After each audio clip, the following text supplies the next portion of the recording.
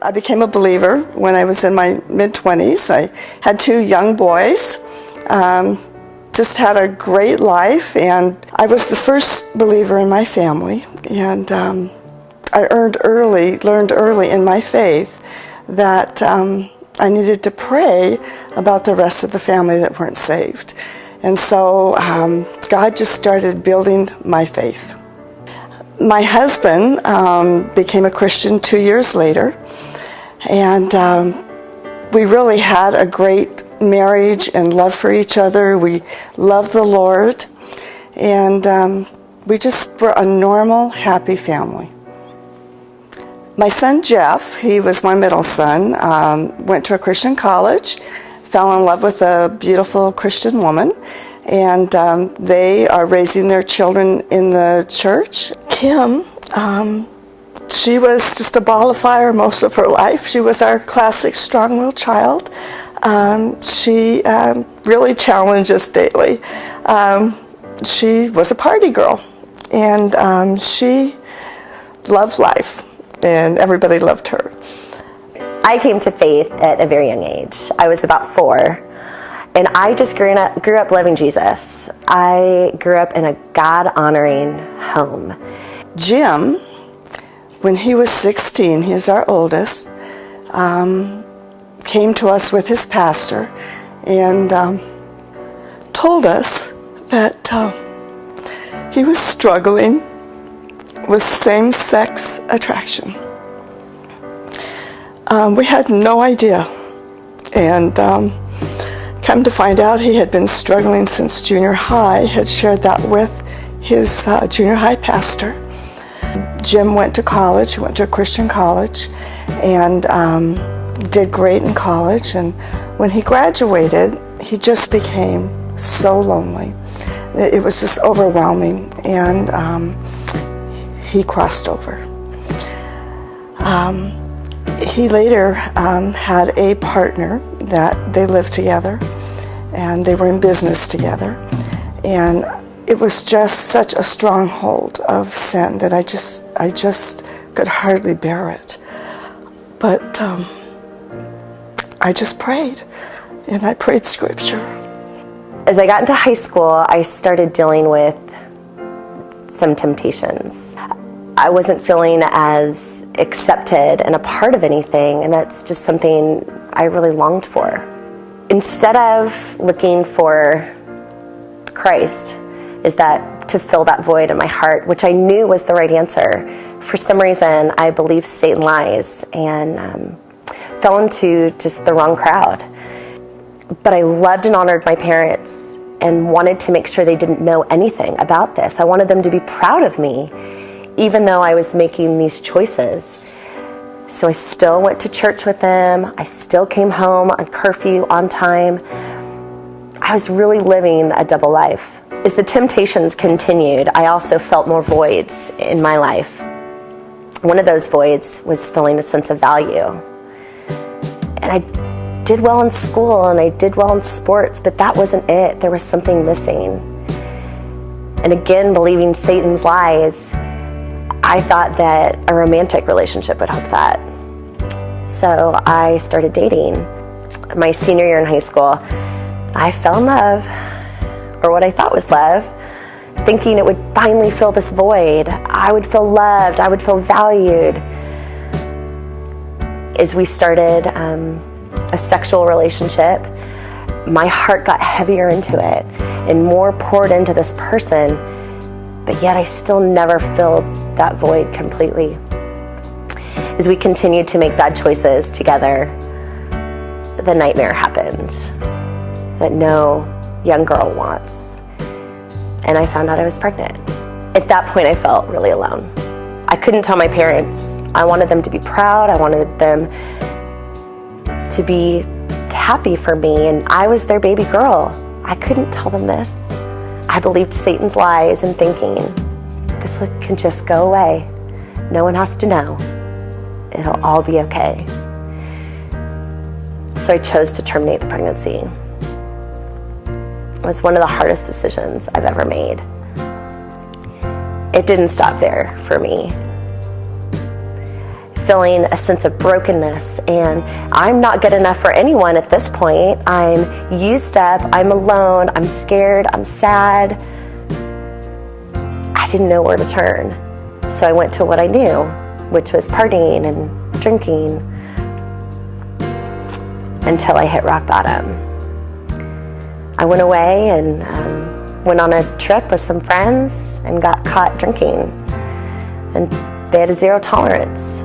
So that night, I walked away in a wet bathing suit, an old t-shirt, and handcuffs. And I was in jail. Jim lost everything, and he came home thinking the whole time he was going to go back into the lifestyle. And God was working in his life. And he knew we loved him. We didn't accept the lifestyle, but he was being mentored and discipled by people in the church who were coming around him. He had a new life, and it was just amazing to see God do the miracles in his life that he did. As I sat in that jail cell, I knew this was rock bottom. And I would question, how did I get here? I love Jesus. I love my parents. I have a great family. How did I get here? And it just didn't make sense. And after I was released, I went home. It was like his spirit convicted directly into my heart, and his arms wrapped around me in that moment and said, Kim, this is the truth. You are valuable.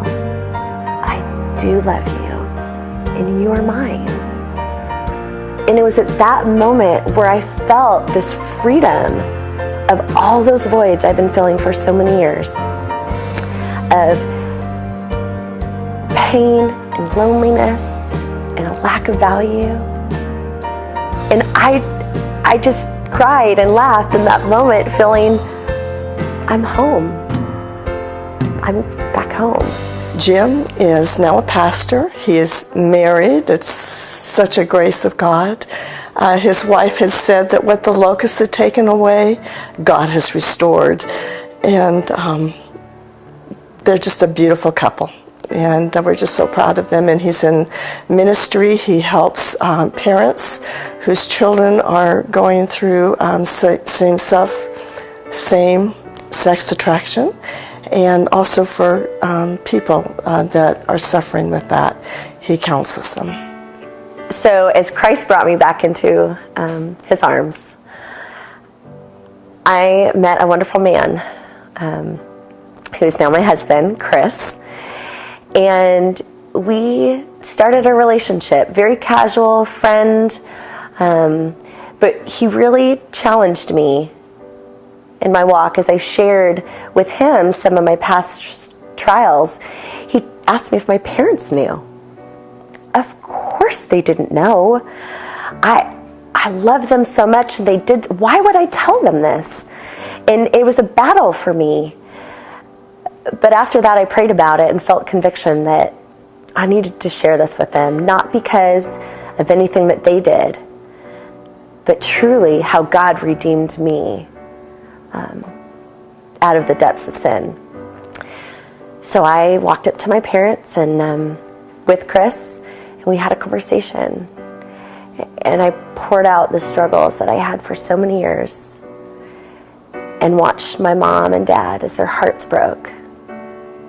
I would tell moms that would maybe going through something similar to this, that don't give up hope. Nothing is impossible with God.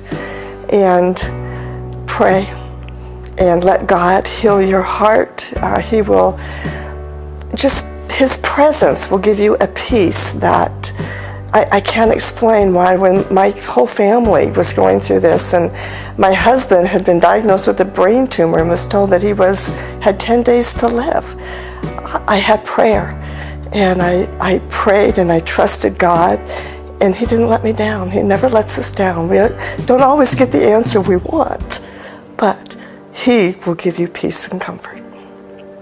This has truly impacted my relationship with my mom in so many ways. first, just gratitude for her faithfulness and prayer for me when I didn't even know it or even cared about it. Just the role that my parents played in my life, giving me that foundation I needed, because I was going to choose my own path.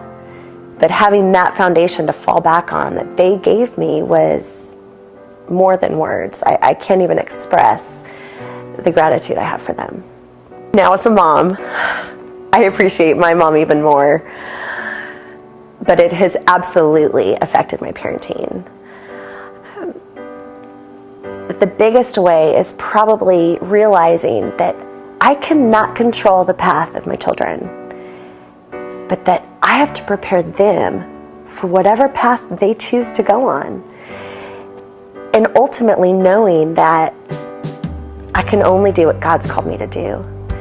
And that is just love them and really help them determine what is His truth and what is Satan's lies and how to navigate through that path.